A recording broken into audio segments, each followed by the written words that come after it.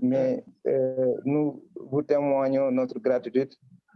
On sait que vous êtes très occupé par rapport à l'œuvre du Cheikh, mais qui a tenu à nous rejoindre pour que cette émission-là soit effective de votre part. Ma question par rapport à votre présence ici s'oriente vers qui est Cheikh Al-Khadim, qui est Cheikh Al-Khadim Abdullahi wa Khadim Rasulihi. Quelle est sa différence avec, surtout au niveau des écrits, avec les érudits tels que Ibn Arabi et les autres, Ka'b Hassan Boussaïd. Donc, je vous laisse dérouler comme tu sais bien le faire pour nous faire comprendre la mission khadimique de Cheikh Al-Khadim. Merci, merci.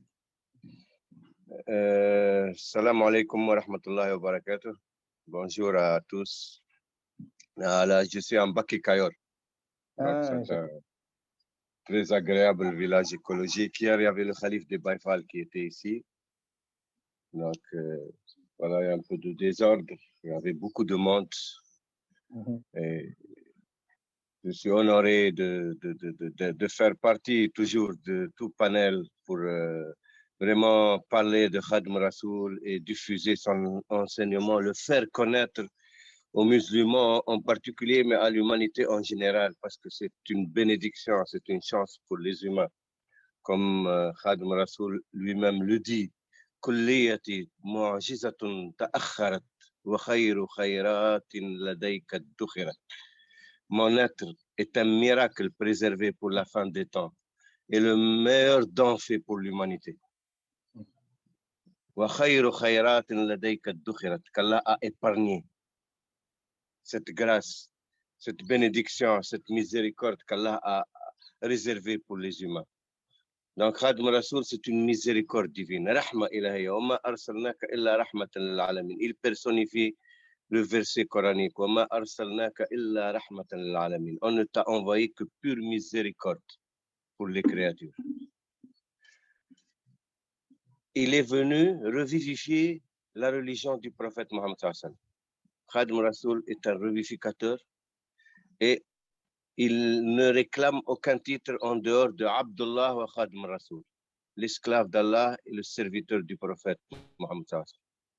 Allah l'a choisi depuis l'éternité pour le servir sur terre et servir le prophète Mohammed sallallahu. Rama Rasulullahi min ilahi kawni khadimuhu Abdullah. Le prophète a espéré, a demandé d'Allah que je suis l'esclave d'Allah et le serviteur de son prophète. Donc, il est venu ici. Il dit lui-même, si ce n'était pas pour adorer Allah sur terre et servir le prophète Mohammed sallallahu alayhi wa sallam, je ne serais pas resté une journée avec lui, ou une heure. Donc, c'est un cas exceptionnel. On va le découvrir à travers quelques passages et à travers quelques récits de son épopée.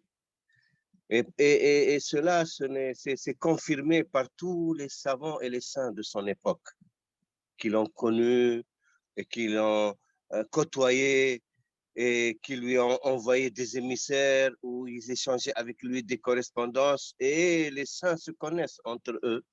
Il n'y a que le saint qui connaît le saint. Tu vois, les saints, ils se connaissent. Par exemple, je donne un exemple. Quand tu es mathématicien ou physicien, tu peux être devant un auditoire et raconter beaucoup de choses. Peut-être, il n'y en a pas beaucoup qui vont comprendre exactement la portée de ce que tu dis. Et peut-être tu dis des choses qui ne sont pas fondées, les gens vont croire parce que c'est pas le... Mais si tu es devant des spécialistes, tu ne peux pas dire n'importe quoi. Donc, tout ce que tu dis vaut son pesant. Il a son poids. Tu peux, avec des physiciens, si tu n'es pas un physicien, tu ne peux pas parler. Avec des mathématiciens, si tu n'es pas mathématicien, tu ne peux pas parler. Tu dois écouter, apprendre ou demander des questions. Et les awliya, c'est pareil. Les Les awliya, si tu n'es pas wali, tu ne peux pas connaître ce que c'est un wali. Mais les gens, Allah les amène vers quand Allah veut sauver ses créatures, il leur fait aimer les awliya. C'est un élan du cœur. Quelqu'un, quand tu lui expliques pourquoi tu aimes tel, il ne peut pas l'expliquer. C'est de l'amour, on ne peut pas l'expliquer. Pourquoi tu aimes telle personne? Ce n'est pas ton père, ce n'est pas ta mère, ce n'est pas ton frère, et tu l'aimes plus que ta mère, ton père et ton frère. Et donc, c'est Allah qui met cet amour dans ton cœur. Mais ça, c'est l'amour. Mais le langage de l'amour et le langage de la connaissance, c'est différent. En matière de connaissance, il y a des preuves, des arguments, des évidences. C'est pour ça que les awliya seuls connaissent les awliya. Les autres ont bonne foi, ont bonne opinion. Il croit, il a vraiment confiance en...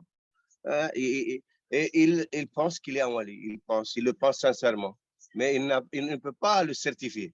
Seul un wali peut le certifier. Bon, on disait sur Khadim Rasoul, sa particularité, ce qui le particularise dans tout ce qu'on a connu dans le monde musulman comme savant et saint, il avait des dons que même les plus grands savants, linguistes du monde arabe, n'en revenaient pas. Il était étonné devant sa maîtrise de la langue arabe qui lui permettait de restituer dans des poèmes de la plus haute facture les sciences islamiques qu'il a revivifiées,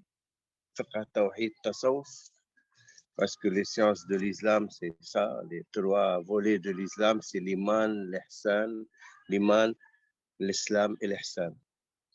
Et Khadim Rasoul, il dit la voie, c'est iman par le tawhid, islam par le fiqh, ihsan par le tasawwuf. Et il a produit des ouvrages qui synthétisent ces sciences.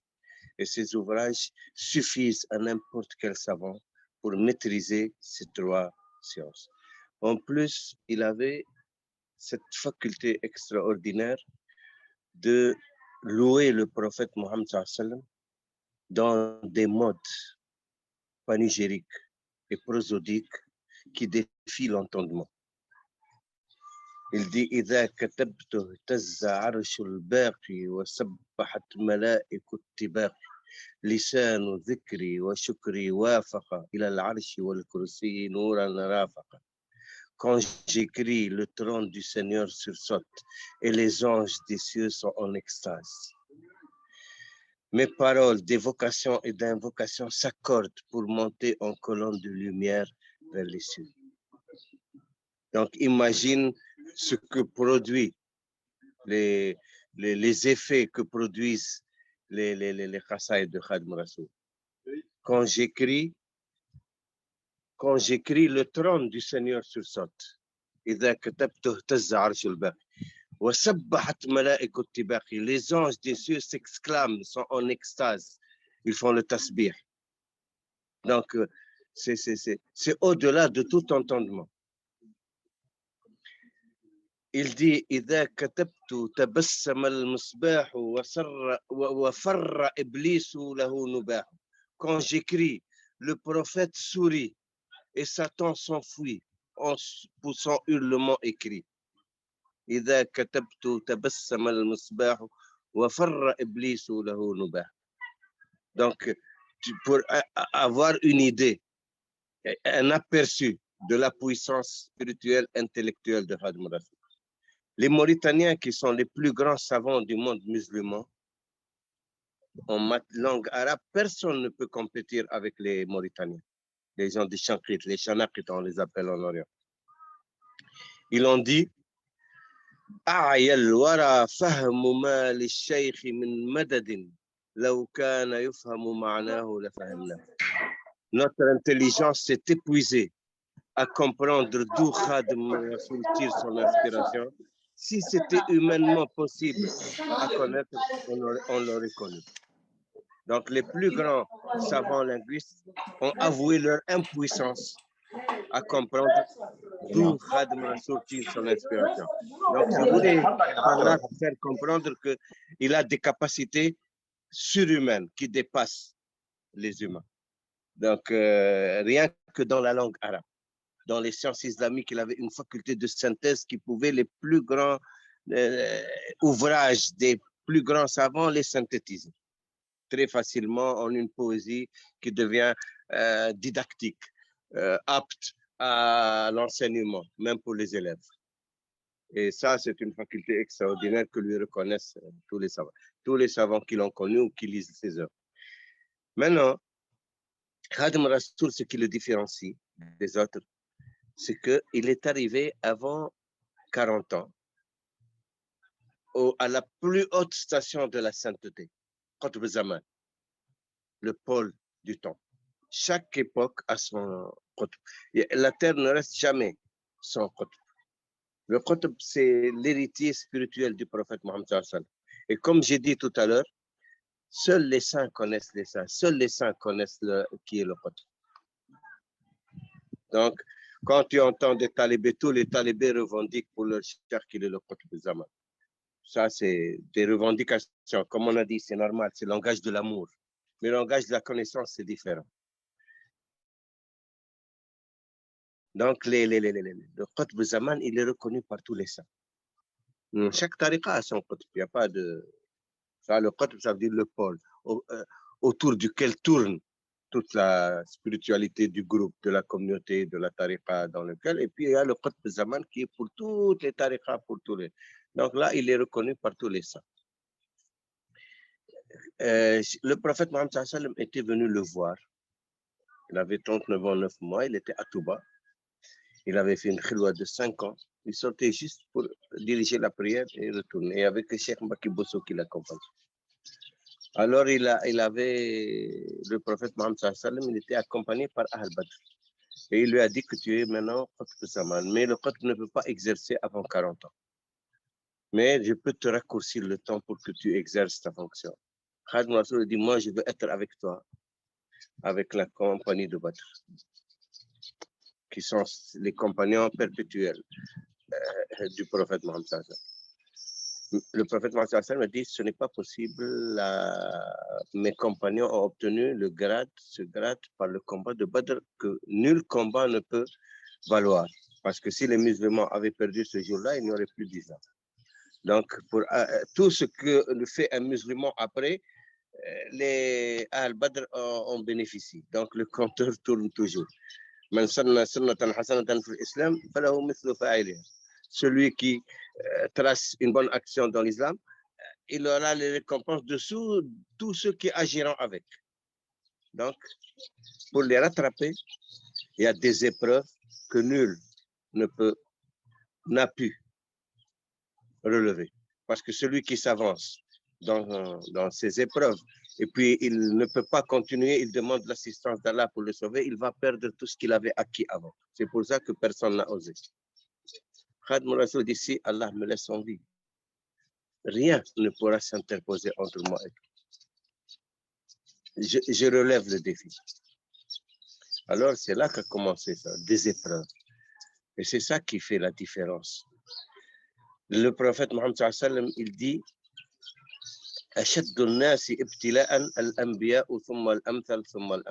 les plus éprouvés des êtres humains sont les prophètes, après les plus exemplaires, après les plus exemplaires. C'est ça qui distingue les humains, c'est les épreuves. Alors Khadim Rassoul, en relevant, il a relevé toutes les épreuves que personne n'a jamais pu relever. C'est pour ça, c'est très simple. Il dit, Sirin Touba, قدمني الله على الخدام بالمصطفى المثبت الأقدام من شك في ذلك فليجرب ومن يجرب باء بالتغرب. Allah m'a mis en avant de tous les serviteurs par la grâce du prophète élu. Celui qui doute de ce que je dis n'a qu'à rivaliser avec moi et il faut qu'il parte pour l'exil comme je l'ai fait. C'est aussi simple que ça. Donc, le prophète Mohammed sallallahu alayhi wa sallam, il était tellement fier de Khadim Rassoul qu'il l'a mis en exemple devant tous les prophètes réunis, depuis Sayyidina Adam jusqu'au Sayyidina Isa. Baha Rasoul Allah kull al-anbiya عليهم أزكى سلام ربي بغربة 10 سنين بخدم خالصة لذي الوجود والقدم. Le prophète m'a montré un exemple devant tous les prophètes réunis, sur eux les prières et les salutations. Il a magnifié mon exil béni de 10 années exclusivement dédié pour l'Éternel. Donc, Khadim Rasoul n'évolue plus avec les saints. Il est parti. Allah a réuni ses actes avec les actes des prophètes. Donc, les saints n'ont pas à vivre les épreuves. C'est les prophètes qui ont à vivre ces épreuves que personne ne peut vivre. Donc, c'est pour ça qu'il s'est démarqué de tout ce qu'on connaît. Il y a un très, très grand poète mauritanien, savant, un grand saint qui a connu Khadim Rasoul, qui a écrit sur Khadim Rasoul. Il dit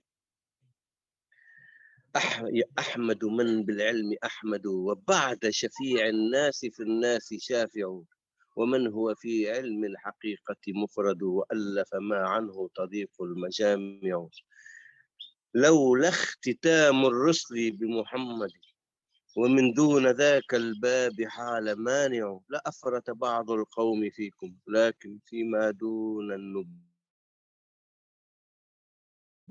واسع وفيما دون النبوة كله يغدو ويروح سرحكم وهو راتع.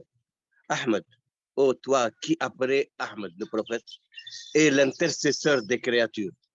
Après l'intercession du prophète, il y a l'intercession de Khadim Rasoul. أحمد من بالعلم أحمد وبعد شفيع الناس في الناس شافع. Et après l'intercession du prophète, c'est toi qui vas intercéder pour les humains. من هو في علم الحقيقة مفرد. C'est lui qui est unique dans la science de la haqiqa. وألف ما عنه تضيق المجامع. Et il a composé ce que les mains ne peuvent jamais composer. Que même si les savants du monde se réunissent, ils ne peuvent pas. وألف ما عنه تضيق المجامع. لولا اختتام الرسل بمحمد. Si la prophétie n'a pas été close par le prophète Mohammed, on n'aurait pas eu de limite pour te louer. لولا اختتام الرسل بمحمد لأفرط بعض القوم فيكم. On n'aurait pas eu de limite pour te louer. Mais en dehors de la prophétie, le champ est large. Et en dehors de la prophétie, tu trônes partout, dans toutes les sciences, dans tout le savoir, dans toute la sainteté, dans tous les champs. Donc, il est reconnu. Ce n'est pas une des prétentions que nous disons. Ça, les plus grands savants et savants de son époque ont reconnu. Khadim Rasoul. Même les gens de Médine, les délégations venaient de Médine. La délégation de Médine, elle a dit par un poème écrit par Cheikh Omar Kurdi, qui était le cheikh de la Naqshbandiya et le mufti Shafi'i de Médine. Cheikh Abdoulahi, oui.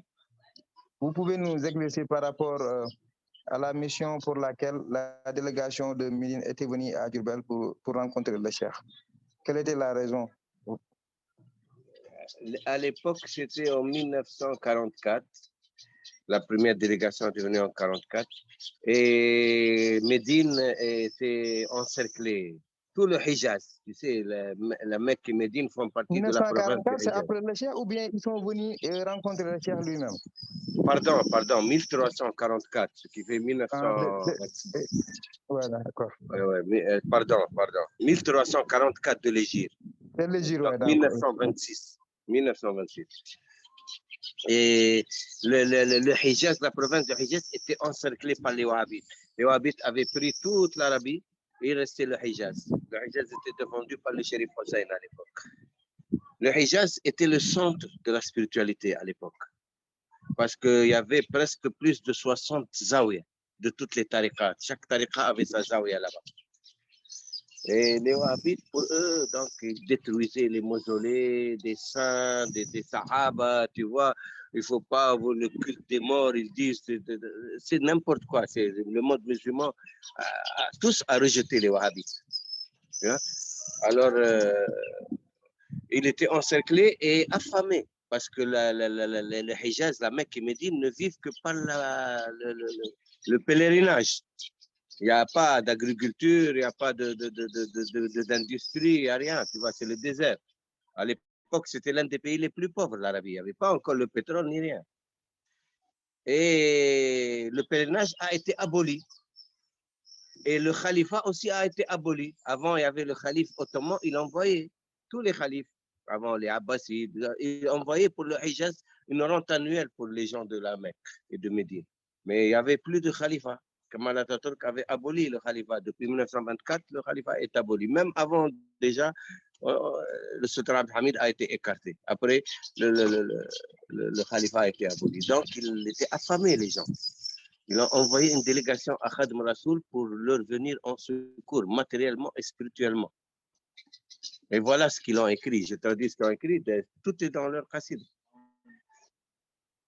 Ils ont dit نور الولاية ساطع البرهان يحظى به متنور الأذهان انظر له في وجه من جلا سواد الجهل في السودان هو الشيخ أحمد شيخ الحقيقة والطريقة هادي الورى بالحق والإيمان أيا خادم المختار يا من أسراره جلت عن التعداد والتبيان حلت مكارمكم بتربة طيبة فتعطرت بعطائك الهتان فأتت تقدم شكرها في شخصنا لجنابك العالي رفيع الشان انظر إلينا نظرة قدسية تجلي منا العنا في السر والإعلان واعطف على أهل المدينة عطفة ترضي بها النبي المصطفى العدنان. La lumière de la sainteté est évidente. Regardez-la dans le visage de celui qui a dissipé les voiles de l'ignorance. À l'époque, on appelait l'Afrique de l'Ouest le Soudan. En Afrique de l'Ouest, qui a dissipé les voiles de l'ignorance en Afrique de l'Ouest. نور الولايات ساطع البرهان يحظى به انظر له في وجه من جلا سواد جار السودان هو الشيخ أحمد شيخ الحقيقة والطريقة. C'est lui le Cheikh Ahmed, le Cheikh de la tariqa et de la haqiqa, qui guide les créatures vers leur Seigneur en toute évidence. هذه الورى بالحق والإيمان يا خادم المختار. Ô serviteur du prophète, يا خادم. Oh, toi, dont les secrets sont au-delà de la compréhension. Tes secrets sont au-delà de la compréhension et de l'énumération.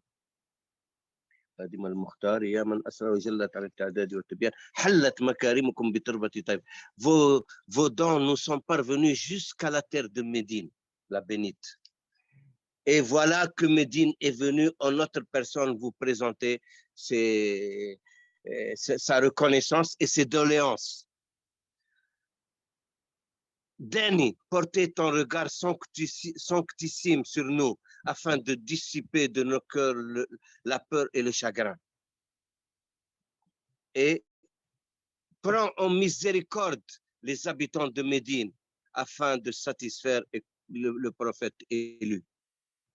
Donc, ils sont venus demander l'assistance spirituelle et matérielle. Khadim Rasoul a pris en charge la Mecque et Médine de 1924, ils sont venus en 1924. Mais depuis 1924 jusqu'à 1927, c'est Khadim Rasoul qui a pris en charge les gens de Médine. Et ils ont écrit après, quand la délégation venait en 1927, en route, ils ont appris que Khadim Rasoul est parti rejoindre son Seigneur. Ils ont écrit une oraison funèbre où ils ont dit, si ce n'était pas lui, on n'aurait pas pu repousser la faim sur nos familles. Et on n'aurait pas pu prendre en charge ce qui pouvait arriver jusqu'à nous pour le pèlerinage. Et il était notre Père et il nous a couverts de sa miséricorde et de ses bienfaits. Et il est dans nos cœurs et nous reconnaissons cela aujourd'hui et demain.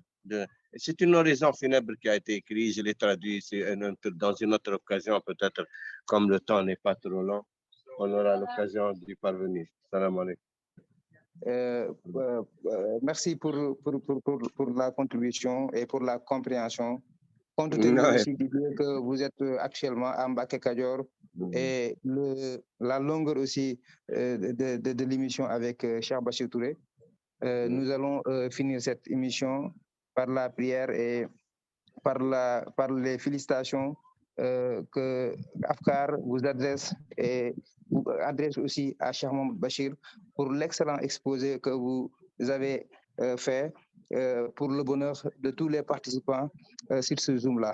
Inch'Allah, dans un proche futur, vous allez revenir exposer sur Khadim Rassoul, ses écrits sur les érudits du Sénégal et du monde entier, parce que nous savons tous que vous êtes un spécialiste en théologie, en histoire islamique. Donc, vous êtes un trésor inépuisable pour la communauté musulmane en général, mais pour la communauté mouride en particulier. Merci beaucoup, cher Merci, merci, merci. Merci. Et mes salutations à tous. قلبي وقال